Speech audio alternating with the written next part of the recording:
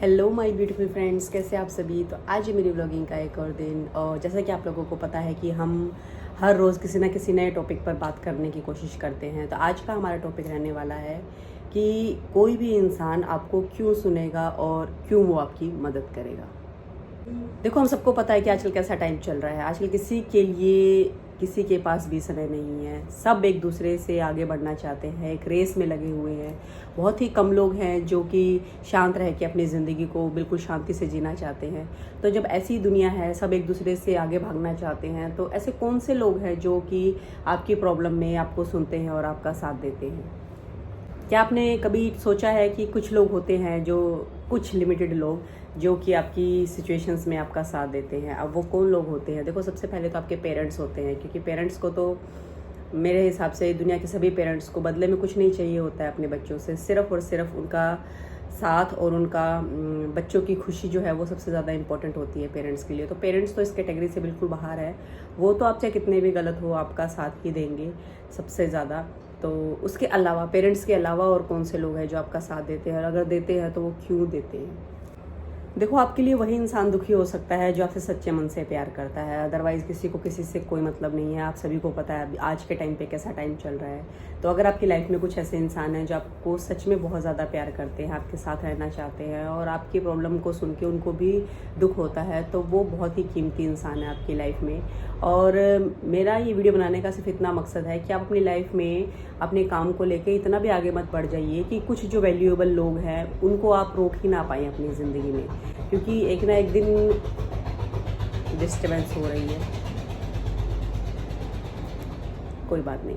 तो एक ना एक दिन ऐसा समय सभी के लाइफ में आता है कि हमें एक दूसरे की ज़रूरत पड़ती है। तो इतना भी बिजी मत हो जाना अपनी ज़िंदगी में कि जब आपको किसी की ज़रूरत पड़े तो आपके पास हेल्प करने के लिए कोई ना हो। तो जब आप अपने काम में, अपने सब में चीज़ों में व्यस्त हैं, तो जो कुछ कीमती लोग हैं उनके लिए भी ज़रूर समय निकालिए, ताकि जब आपका समय बुरा आए तो वो लोग भी आपके साथ खड़े हैं। देखो, हमारे पेरेंट्स होते हैं, हमारे सिबलिंग्स होते हैं और हमारे फ्रेंड्स होते हैं। वो तो हम सबकी हेल्प करते ही हैं, इसमें कोई शक नहीं है, क्योंकि वो हमारे दुख को अपना दुख समझते हैं, कोशिश करते हैं सिचुएशन को हैंडल करने की जितना उनसे हो पाता है। बट क्या आपने कभी ऐसा फील किया है कि किसी रैंडम इंसान ने आपकी कभी कोई मदद की हो?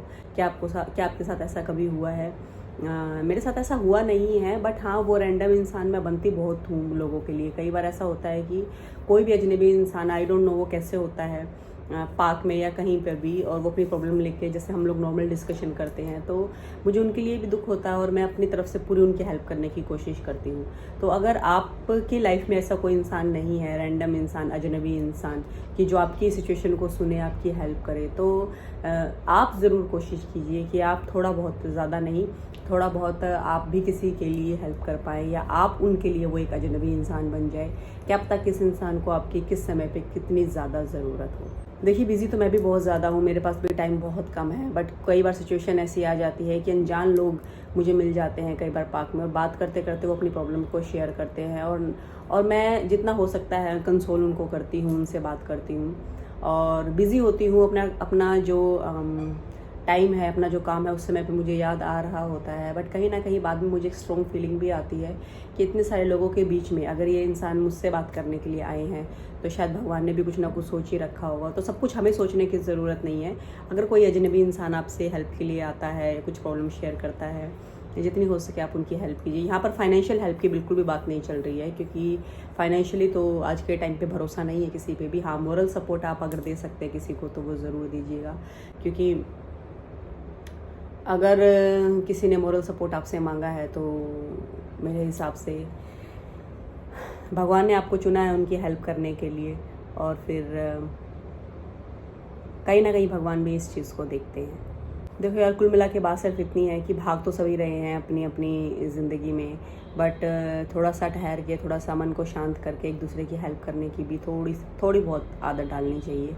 यहाँ पर मैं फिर से बोल रही हूँ, फाइनेंशियल हेल्प की मैं बात नहीं कर रही हूँ। कहीं आप लोग आके मुझे ही बोलो कि दीदी आपने बोला था कि पैसे की हेल्प करनी है, ऐसा नहीं है। आजकल सभी स्टेबल है, पैसे की इतनी कोई ख़ास बात है नहीं, बट आजकल सबसे ज़्यादा प्रॉब्लम है वो है मानसिक शांति की, और उसके लिए सभी को एक दूसरे की ज़रूरत पड़ती है। तो कोशिश कीजिएगा, अगर आपकी नज़र में भी कोई ऐसा इंसान आता है तो थोड़ा सा आप उनको अच्छे शब्दों से उनकी हेल्प कर पाएँ। जैसा कि हमारा आज का टॉपिक है कि कोई हमारी क्यों हेल्प करेगा। अभी आप अपने दिमाग में एक जगह पे सोच के देखो कि सपोज़ करो कि कोई अजनबी इंसान है, लड़का है या लड़की है, जो भी है, और वो आपसे कुछ हेल्प मांगते हैं, या आप फील करते हो, पता चल ही जाता है कि सामने वाला इंसान परेशान है, कुछ भी ऐसे डिस्कशन चल जाता है, बातें चलती हैं, तो आप अपने अकॉर्डिंग समझ के देखिए कि अगर आप उनकी सिचुएशन पे होते और आपको उनकी हेल्प की ज़रूरत होती तो आप उनकी हेल्प करते या नहीं करते। अगर आपको मन से ये जवाब आते हैं कि मैं हेल्प नहीं करता किसी की भी, या नहीं करती किसी की भी, मेरे पास इतना समय नहीं है, तो फिर आपको अधिकार भी नहीं है कि आप आगे से किसी से हेल्प मांगो, क्योंकि सिचुएशन तो है वो जो मेरे अकॉर्डिंग सभी की लाइफ में आ सकती है। तो जो आप किसी के लिए कर नहीं सकते उसकी उम्मीद भी आप मत कीजिएगा, फिर तो जो जर्नी है वो ऐसे ही चलती रहेगी। वो मुझे नहीं पता कि मैं अपनी बात को आप लोगों तक पहुंचा पाई हूँ कि नहीं पहुंचाई हूँ, बट मैं यही सब आपसे कहना चाहती थी कि थोड़ा बहुत अपने बिजी शेड्यूल में से थोड़ी बहुत हेल्प करने की कोशिश भी कीजिए। अगर आपसे आगे बढ़ के कोई मदद मांगता है तो कोशिश कीजिए, जितना आप कर सकते हैं ज़रूरी है। तो बस ये था मेरा आज का एक और छोटा सा vlog. Thank you so much for watching, love you all, bye bye.